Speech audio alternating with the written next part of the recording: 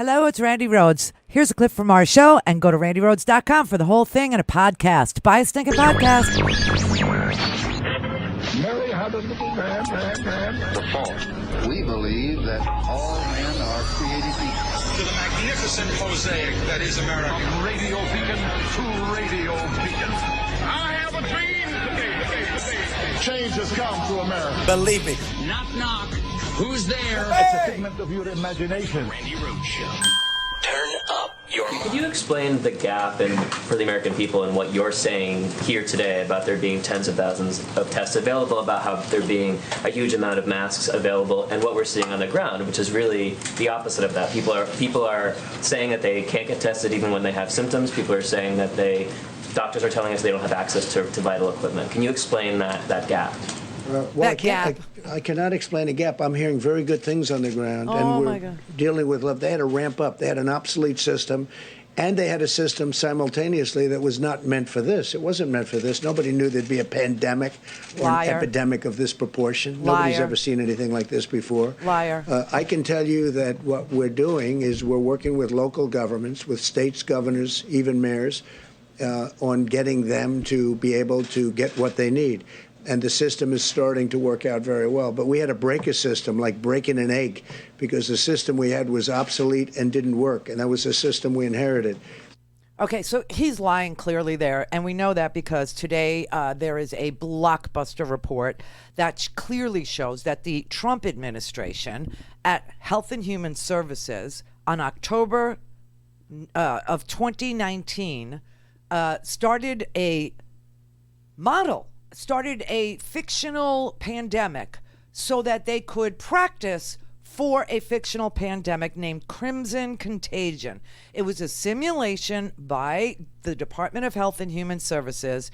It was a series of exercises that ran from last January until August, all right? The simulation had the same exact results that we're seeing now. They had a draft report that they released in October that has never been previously reported. David Sanger from the New York Times, who is, the national security reporter for the New York Times, was able to get hold of this report. And he said the report drove home just how underfunded, unprepared, and uncoordinated the federal government would be in a life and death battle with a virus for which no treatment existed. And he said it was marked not to be disclosed, but it laid out in stark detail repeated cases of confusion, federal agencies jockeying over who would be in charge, state officials, local hospitals trying to figure out from the feds what kind of equipment they had stockpiled, what kind of equipment they would make available. Cities and states at the end of this exercise concluded that they were on their own and that they would have to close their own schools. They would have to manage their own lockdowns. They would have to manage their own health systems without the federal government. And you know what happened to this report? Trump was not interested in it.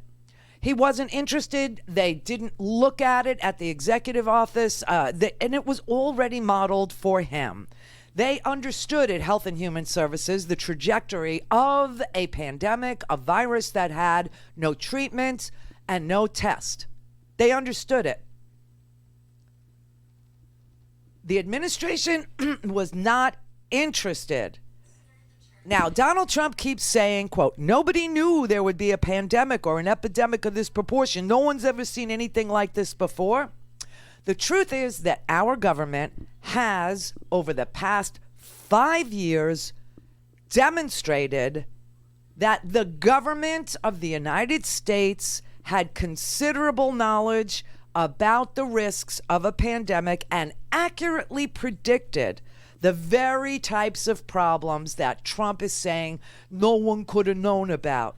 Crimson Contagion was conducted last year in Washington. It included 12 states, including New York and Illinois, and it showed that federal agencies under Donald Trump who disbanded the Obama effort like planning and thinking, never got sufficient attention inside the executive branch or by the Republican Congress. Now he lies. Nobody ever thought of numbers like this. You know, as early as George W. Bush in 2009, Homeland Security and health officials knew about big gaps in the American response to biological attacks, which this is not. And then in 2009, after a few months of President Barack Obama's very first term, a 10-year-old California girl was diagnosed with a contagious disease that was caused by North American pigs called the swine flu, which became the H1N1 flu epidemic, the first flu epidemic, first flu pandemic in 40 years. In 40 years. And because of that, and then in 2014, the outbreak of Ebola in West Africa, and the fear that that could spread to the United States, because it was much more deadly than the flu, but it wasn't as contagious, but Obama was on that wall, and he decided that he would send 3,000 troops to Africa to contain that disease. The containment of Ebola was considered a success, but the White House under Obama also knew that they had gotten very lucky. And so they decided to set up an Ebola task force. They put Ron Klain, who was Vice President Joe Biden's chief of staff at the time. Ron Klain, you see him on TV all the time. Ron Klain is a friend of my family's, actually, and Ron Klain will likely be Joe Biden's chief of staff when Joe Biden becomes the 46th president of the United States. Anyway, they were on this before a single case in the United States. Congress allocated $5.4 billion in emergency funding to pay for Ebola treatment and prevention efforts here in the United States and in West Africa. And that money is the money that helped finance a little-known agency inside Health and Human Services in charge of preparing for future contagious disease outbreaks. That is the office that ran the 2019 Crimson Contagion exercise that I'm talking to you about, that David Sanger in the New York Times published today.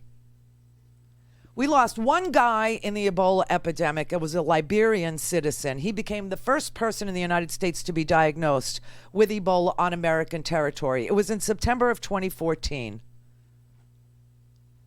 He died, but the two nurses that treated him recovered. And that was the only death we had in the United States. And now we have deficiencies in equipment. We have deficiencies where we don't have gloves. We don't have masks. We don't have gowns. We don't have any of the basic supplies that this exercise clearly demonstrated would be in short supply and tried to alert the Trump administration about. The other thing that came out of this was that they created a dedicated office inside the National Security Council to coordinate the response because they realized Trump was not a leader. And they left it to him. And John Bolton was told to dismantle it. John Bolton was told to get rid of it. It was the Global Biosecurity and Health Directorate. And they dismantled it. Donald Trump did.